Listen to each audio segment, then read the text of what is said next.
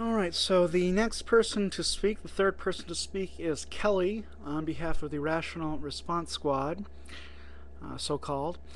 And she, like Brian, says that she's not there to prove God doesn't exist. She's just there to prove that Ray and Kirk are there. When they say that God has scientifically been proven to exist, that they are wrong. And she gives more arguments than Brian does. The first one is she says atheism is really a lack of belief in God. That is the biggest bunch of BS I've ever heard, and I'm tired of talking about it, so I'll move on to the next question. Everybody is an atheist for most gods. Why not throw in the Christian God for good measure? This is a common trick, it seems to me, of a rhetorical, sleight of rhetoric trick of new atheists without much substance to it.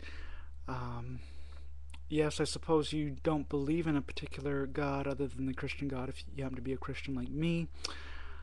But to believe in just nature, just the material realm, which to my way of thinking would preclude belief in love, belief in human consciousness, belief in morality, belief in thoughts. There couldn't be thoughts which are immaterial in a materialist universe, and the atheistic world is basically the same thing as the materialist world. That's not a very precise statement, and I go into more detail elsewhere in some of my other videos. But usually it seems to me that a person who denies the existence of God is going to deny the existence of immaterial things, but we know there are immaterial things like love. Love is a kind of thing. So the atheist view really isn't very consistent, but to have a more consistent view of things, you would have to believe in God. So there is quite a significant difference between believing in zero gods and believing in one particular God. She then goes on and talks about what science is, the idea being that Ray and Kirk apparently don't, what she seems to be getting at is they don't really understand what science is, so what they're saying about science is wrong.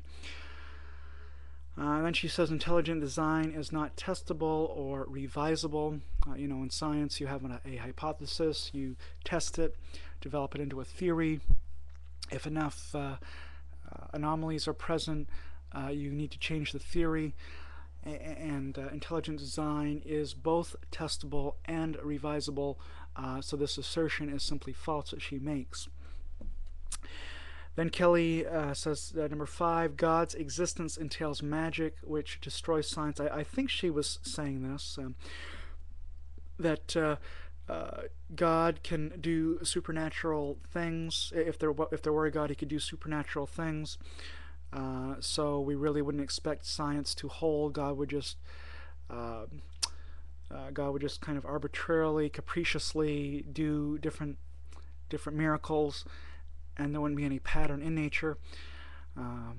But this is, I think, an interesting claim, because normally I would view science as presupposing a God. The pagans, some of the pagans, some of the pre-Christian authors would speak of the gods as being very capricious. So there's really no reason to suppose that there would be natural laws to find, and we wouldn't bother to look for natural laws if we thought that there was capricious gods in control of things. But the God of the Bible is rational.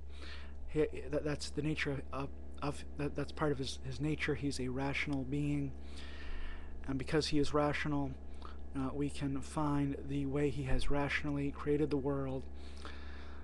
If he did not create the world in a rational way, there wouldn't be any scientific laws to discover. So it's just the opposite of what Kelly seems to think here. Number 6, if there is evidence for God to exist, it doesn't have to be the God of the Bible. Nobody ever said it did. So that's besides the point. Number 7, we don't all agree on what is ethical, and we learn morality, so there is no objective natural law. This doesn't follow if the premises are that we don't all agree. That's an epistemic question, and we learn morality. We don't start off knowing all of what is good and evil. As children, we have to be taught it, and our species, through evolutionary selection, we come to know what is moral. But that's an epistemic question as well. The natural law is a metaphysical question, so because of this category error, the conclusion doesn't follow from the premises. Number 8, the Bible doesn't always agree with itself on ethical behavior, and the Bible requires foolish laws sometimes. That is a shallow reading of the Bible, and I'm going to talk more about that when I get to my series on hermeneutics. And the Bible doesn't agree with itself on ethical behavior. The example she gives is there's different versions of the Ten Commandments. You don't have to always describe the Ten Commandments in exactly the same way. That doesn't mean that it's good to kill people, to commit murder against people. It's good to rape women. It's not good to murder. It's not good to rape. So I'm not sure what she's getting at there.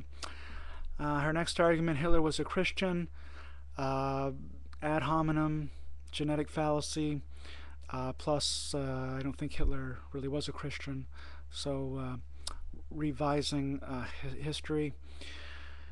Why does a moral code require the existence of a God? She asks rhetorically. Kelly asks rhetorically. Well, there can't be... There cannot be good and evil. There can't be a moral law unless that moral law is grounded in a sufficient moral lawgiver. This all men call God. So there has to be a God if there is going to be a moral law. And I think Brian actually gave an argument that contradicted that, but maybe not. All right, I'm trying to breeze through this as quickly as possible because I originally wanted to keep this down to one video, but there's just too much information here. Fire and brimstone threats are scare tactics, and the Ten Commandments are an appeal to emotion, which are fallacious. That's her final argument, and I suppose that in some ways could have a point there, but the question is what is true, and whether it's scary or emotional, is it true or not? And the teleological argument, for example, shows that it is, so you have to deal with it. And then Kirk speaks, but he doesn't really give much by way of argument. First he gives his personal testimony, what Jesus has done in his life.